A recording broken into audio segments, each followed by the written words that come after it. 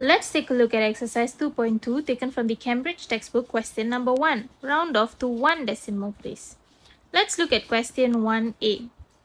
5.58.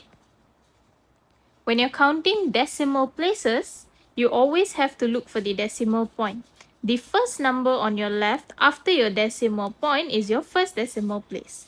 The second number is your second decimal place, and so on and so forth. In this case, the question requires you to round off to one decimal place. So I'm going to underline 5 and I'm going to look at the number that comes after it. Is it less than 5 or is it more than or equivalent to 5? If it is less than 5, I'm going to add 0 to this number I've underlined. If it is more than or equivalent to 5, I'm going to add 1 to that number that I've underlined. In this case, 8 is more than or equivalent to 5. So I'm going to add 1 to this number I've underlined. That gives me an answer of 5.5 plus 1 is 6. And I'm going to ignore the 8 because I only want one decimal place. Let's look at question B. 0.73. Round off to one decimal place, so I will underline 4 and I'll look at 3. Is it less than 5 or is it more than or equivalent to 5? 3 is less than 5, so I'm going to add 0 to 7. That gives me an answer of 0.7 plus 0 is 7. And I'm going to ignore 3. Let's look at question C. 11.86. I will underline 8 and I'll look at 6. 6 is more than or equivalent to 5. So I'm going to add 1 to 8. That gives me an answer of 11.8 plus 1 is 9. Let's look at question D. 157.39. I'm going to underline 3 and I will look at 9. 9 is more than or equivalent to 5. So I'm going to add 1 to 3. That gives me an answer of 157.3 plus 1 is 4. Let's look at question E. 4.04. I will underline 0 and I will look at 4. 4 is less than 5. So I'm going to add 0 to 0. That gives me an answer of 4.0. Let's look at question F. 15.045. I will underline 0 and I will look at 4. 4 is less than 5. So I'll add 0 to 0. That gives me an answer of 15.0. Let's look at question G. 2.95.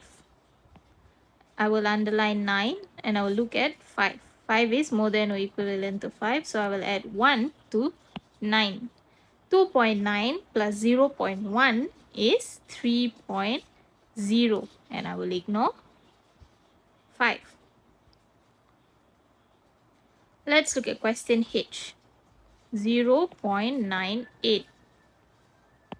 I will underline 9 and I will look at 8. 8 is more than or equivalent to 5, so I will add 1 to 9. 0.9 plus 0.1 is 1.0. Let's look at question I.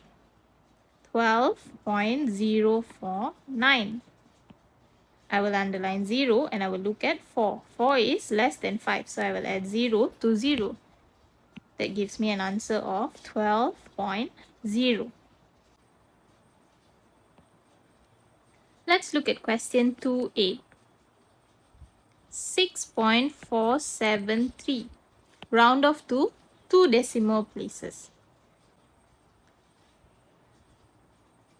This is my first decimal place and this is my second decimal place. So I will underline 7 and I will look at 3. 3 is less than 5. So I will add 1 to 7. That gives me an answer of 6.4. 7 plus 1 is 8. And I will ignore the 3. Let's look at question B. 9.587. I will underline 8 and I will look at 7. 7 is more than or equivalent to 5. So I will add 1 to 8. That gives me an answer of 9.5. 8 plus 1 is 9. Let's look at question C. 16.476.